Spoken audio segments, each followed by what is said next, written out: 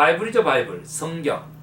이제 하나님의 말씀, 성경론이죠, 성경론. 그래서 그 사실은 성경은 하나님의 말씀이다. 이렇게 그렇게 정리하는 게 가장 중요합니다. 성경이란 하나님의 말씀이다. 성경은 사람들의 손에 의해 쓰여졌으나 그 진정한 저자는 하나님 자신이다. 즉 유기적 영감설 얘기하고 있습니다. 제가 지금 성경론이라고 하는 아주 기초적인 거 먼저 하고요. 다니엘 밀리오리 얘기하고요. 그리고 저 얘기하고 이렇게 오늘 이렇게 3단계입니다. 첫 번째 단계입니다. 자, 성경은 세 번째, 그 전체가 하나님의 말씀이다. 자, 성경은 그 가르치려는 모든 것에 있어서 무오하다. 성경 무오설. 성경은 완전한 하나님의 계시이다. 성경도 특별 계시다 그랬죠, 지난주에.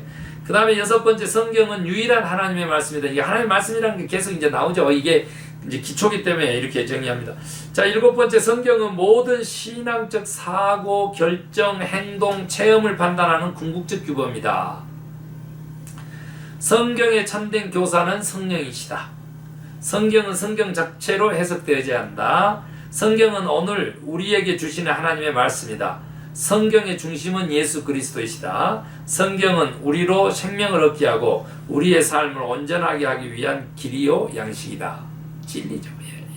예. 이렇게 기초적으로 조금 좀 해놨어요. 그래서 제가 좀 소개를 했는데, 자, 다니엘 밀리오리는 성경을 얘기할 때 말이죠, 과연 성경 하나님의 말씀으로서의 권위가 있느냐라고 하는 것부터 시작해요. 그래서 성경은 오늘날 우리들의 삶과 신앙에 어떤 권위 내지 어떤 관계를 가지는가라 질문을 하죠. 그 신학을 질문한다 그랬잖아요. 그래서 다니엘 밀리오리는 그래서 질문부터 하게 됩니다. 그래서 성경의 권위는 성경이 선포하는 자유케 하는 소식, 즉 예수 그리스도 안에서 하나님께서 죄인을 받아주시는 복음의 뿌리를 두고 갱신과 자유, 기쁨으로 원천으로 경험되는 권위다. 야, 이 권위를 이렇게 길게 설명을 했어요. 성경의 권위는 성경이 선포하는 자유케 하는 소식, 즉 예수 그리스도 안에서 하나님께서 죄인을 받아주시는 복음의 뿌리를 두고 갱신과 자유와 기쁨으로 원천으로 경험되는 권위다. 이렇게. 잘 모르겠어요? 제가 다시 설명을 할까요? 네, 제가 이야기는 성경의 권위라고 하는 것은요, 예수 그리스도로 계시돼서 그가 구원 사역을 펼쳤잖아요. 십자가를 지시고 또 부활하셨잖아요. 우리 죄 용서하시고 그랬을 때 그 구원 선포에 대한 기쁨과 감격을 가지고 그 체험되는 또한 증언되는 그 속에서의 권위다. 이렇게 표현한 겁니다. 그러니까 그 성경에서부터 시작이고 예수 그리스도 2000년 전에 그의 삶과 가르침, 그리고 오늘날 성령의 사역, 그리고 우리들의 순종, 신앙적 순종, 거기까지 다 성경적인 권위다라는 거예요. 신앙 공동체 안에서 성경이 가지는 특정한 기능과 관계 안에서 이해되는 권위다. 다시 한번 교회 신앙 공동체에 나오죠. 성경은 성령의 능력 안에서 이제 성령도 포함합니다. 우리를 하나님과 연결하며 우리의 삶을 변혁하는 목적을 위해서 봉사한다. 무엇이 성경 말씀이 그렇다는 겁니다.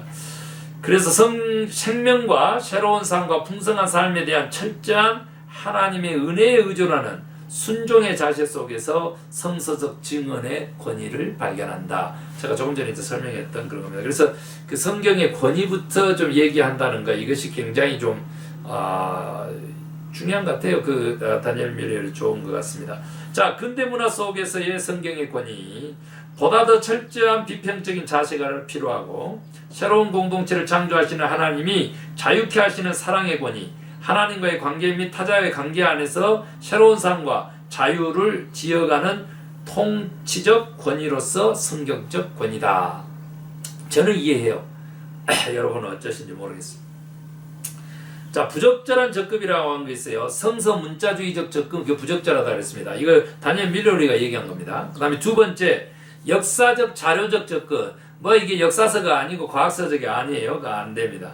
그 다음에 종교적 거전으로 접근도 안 됩니다. 왜? 살아계신 하나님의 말씀이고 그 말씀 자체에 능력이 있어요. 그 말씀 자체에 인격이 있어요. 예, 거기에 성령의 역사심도 있어요. 그래서 이제 종교적 고전으로서 그렇게 성경을 읽으면 안 된다는 거죠. 성서 문자주의적 접근, 역사적 자료적 접근, 종교적 고전으로서의 접근, 그것이 부적절하다. 안 된다. 성경의 피로 불과하게 현성. 성경은 성령의 능력으로서 우리를 예수 그리스도 안에서 계시된 하나님과 관계를 맺게 함에 있어서 피로 불과하다. 하나님과 관계 맺는 데 있어서 특별히 성령으로 또 우리 예수 그리스도로 그렇게 하나님과 관계 맺는 우리 인간으로서는 절대적인 요소다 이렇게 돼요. 자, 성경 해석의 원칙들이 좀 세워져야 되겠다 이렇게 얘기를 했어요. 성경은 문헌적이고 역사적 비평을 도움을 받아 해석돼야 된다. 문서 비평, 역사 비평 그러니까 이거 지금 문화 비평 뭐 이런 거 다 그렇게 있어져야 된다는 거예요. 그래야지만 성경 해석이 올바르게 된다는 거예요. 성경은 하나님 중심적으로 또한 해석돼야 된다. 하지만 하나님의 의미는 성경 속의 해방 이야기 안에서 철저히 재규정돼야 된다. 굉장히 도그마틱하고 권위적이고 이렇게 그런 하나님으로서가 아니라는 거죠. 해방 이야기 안에서, 구원 이야기 안에서 재규정되는 그 하나님 중심적인 성경 해석이 필요하다. 성경은 그 맥락에 따라서 또한 해석돼야 된다. 문맥상으로 해석돼야 되죠.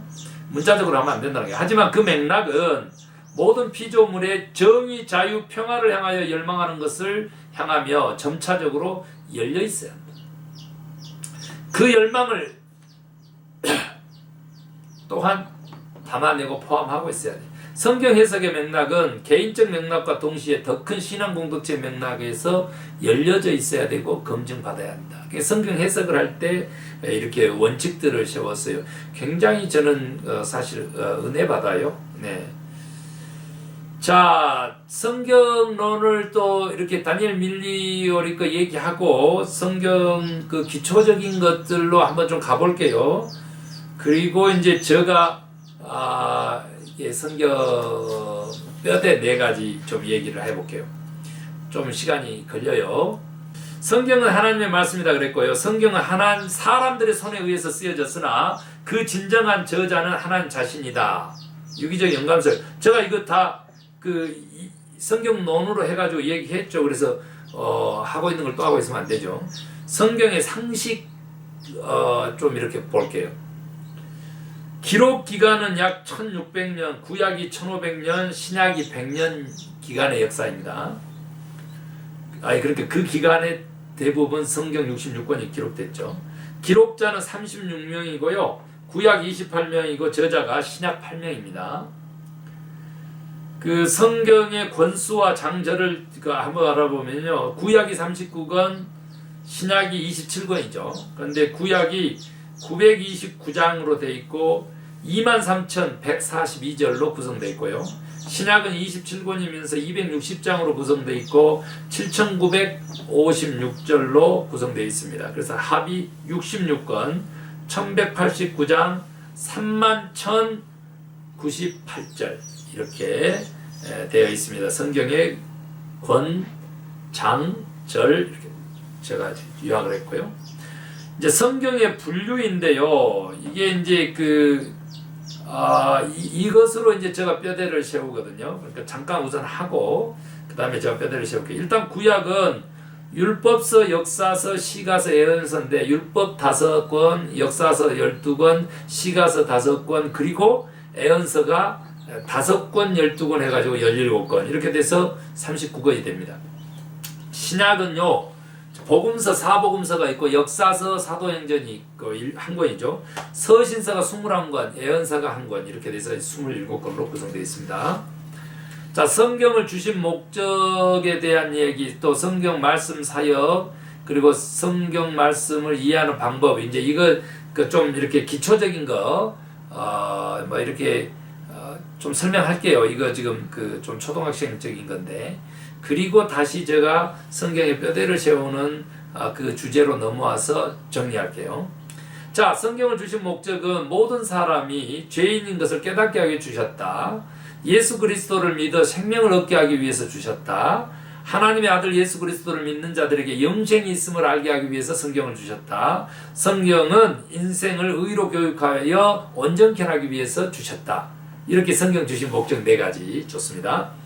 성경 말씀 사역 보세요. 중생케 함, 구원케 함, 생명을 얻게 함, 마음을 감찰함, 영적으로 성장하게 함, 거룩케 함, 깨끗케 함, 사탄을 물리치심, 그리고 형통케 함. 이렇게 9가지나 되네요. 성경 말씀의 사역들이.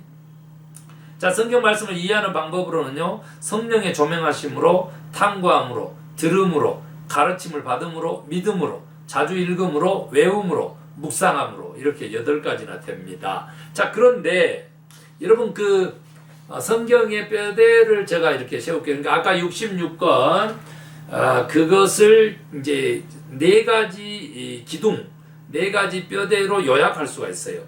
구약도 신약도 같은 패턴이기 때문에 그냥 같이 요약할 수가 있죠. 첫 번째가 율법입니다. 율법. 구약 5권, 율법에 해당되는 복음, 신약 4권 이렇게 돼요. 그리고 두 번째가 역사입니다. 역사. 12권하고 1권, 13권 되죠. 세 번째가 뭐라 그랬어요? 시라 그랬어요. 시에 해당되는 거 5권하고, 그 다음에 뭐라 그랬어요? 네. 편지들, 시나 편지에 해당되는 21권이라 그랬어요. 그러면 26권의 시가, 서가 준비됩니다. 편지가. 그 다음에 이제 구약의 마지막 17권이 뭐라 그랬어요? 애언서라 그랬어요. 애언서. 선지서. 신약에서는 애언서 1권이죠. 그러니까 18권의 애언서. 이렇게 해서 66권으로 딱 정리가 돼버려요. 그러면 이제 4가지 기둥이 뭐냐 그러면 먼저 율법이라는 거죠. 그것이 의미하는 바는 뭐냐? 제가 설명합니다. 내가 네 삶에서 법이냐? 라고 하는 질문이다. 아까 신학은 뭐라 그랬어요? 강의 때 질문이 있는 신앙이라 그랬잖아요. 오늘 여기도 지금 현재 질문하셔야 된다는 거죠. 하나님의 말씀인 성경이 네 인생의 법이냐? 이렇게도 볼 수 있고, 아니면 하나님께서 내가 네 인생의 법이냐, 네 삶의 법이냐, 이렇게 물어보는 것이 율법, 복음이라는 거죠. 복음은 곧 예수 그리스도니까요. 그게 가르침, 예수님처럼, 예수님 닮기, 그게 가르침. 네, 그렇게 볼 수 있어요. 두 번째 역사라고 하는 주제가 나오잖아요. 그 기둥은 내가 너의 인생의 역사를 쓰는 주권자다 라고 하는 하나님의 자기 선포이기도 하고, 또한 질문이라 했잖아요. 너는 내 역사다. 다른 말로 하면 너는 나 하나님의 역사냐? 이런 질문을 하네요. 하나님의 역사를 누가 쓴다는 거예요? 하나님 쓰시죠. 그런데 누구를 통해서? 믿는 나를 통해서, 성경 말씀을 읽는 우리를 통해서 그렇게 쓰신다. 이스라엘 공동체가 그랬고, 여기 지금 현재 성령을 받고 사도들이 그랬어요. 사도행전, 교회의 역사, 성령의 역사, 교회들이 그랬어요. 하나님의 역사를 써간 거죠. 내가 너 인생의 역사를 써. 그런데 네가 나의 역사였으면 좋겠다라고 하나님께서 말씀하신다는 거죠. 이게 성경이 하나님의 자기 계시니까요. 특수 계시니까 성경을 이해할 때 이렇게 이해하면 좋다는 거죠. 그 다음에 세 번째는 시와 편지로 구성되어 있잖아요. 이게 놀랍습니다. 내가 네 인생의 노래냐는 거죠. 노래. 너에게 있어서 노래냐, 이게 나를 영원토록 즐거워하느냐라고 하는 거죠. 인생의 목적 중에 하나죠. 하나님을 영화롭게 하고 영원토록 즐거워하는 거. 너는 이 땅에 보내진 하늘나라의 나의 편지냐? 이것이 시와 편지의 그 성경 말씀이 있는 이유다는 거죠. 너무 은혜스럽죠? 자, 마지막입니다. 뭘로 되어 있다 그랬어요? 애언서로 되어 있다 그랬어요. 애언. 애언은 나중에 어떤 일이 벌어질 것이다 이런 것도 있지만, 대언하다라고 했을 때 애언이라는 거예요. 대언. 하나님 대신 가서 전하는 거죠. 물론 이제 미래에 있을 일들에 더 많은 관심을 갖고 있고요. 그 미래에 있을 일들은 과거에 대한 심판도 따라오고 그렇죠. 그런데 이제 그 의미라고 하는 것은 뭐냐라고 하는 거죠. 그것은 뭐냐면, 대언으로 이해한다면 너는 내가 저 천국에서 이 땅에 보낸 나의 대사냐? 나의 대언자냐? 그 질문이라는 거죠. 질문으로 신화감이 있다 그랬죠. 그 질문으로 하나님의 음성을 들을 수 있는 거죠. 우리는 하늘나라의 대사들, 예수 그리스도를 대신하는 메시아적 삶을 대신 살아내야 되는 그리스도에 속한 그리스도의 형상을 닮은 그리스도인이라는 거죠. 그게 애언자로서의 우리들의 삶, 애언서가 가지고 있는 그 의미예요. 네가 나의 하늘나라 천국의 대사로 살아가고 있니? 대사, 정권 위임받은 대사. 이것이 성경에서 나타난 하나님의 자기 계시, 자기 드러냄의 핵심적인 질문이고 메시지예요. 그것만 알면 성경 66권을 다 아는 거나 마찬가지. 네. 여기까지 제가